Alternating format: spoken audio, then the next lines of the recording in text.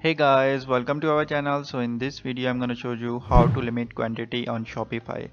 So simply in order to do this, just you have to go to the products, and after that if you already have products, so simply as you can see I don't have any product here, so simply click on add your product, and after that when you click on add your product,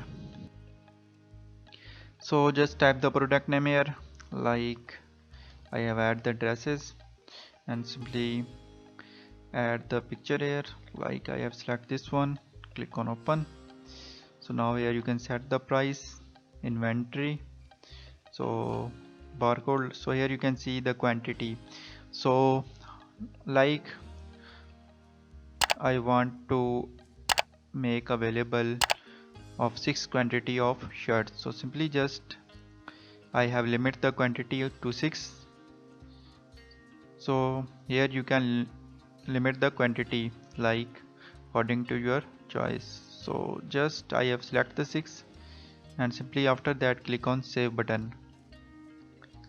So as you can see, in this way you can limit quantity in Shopify.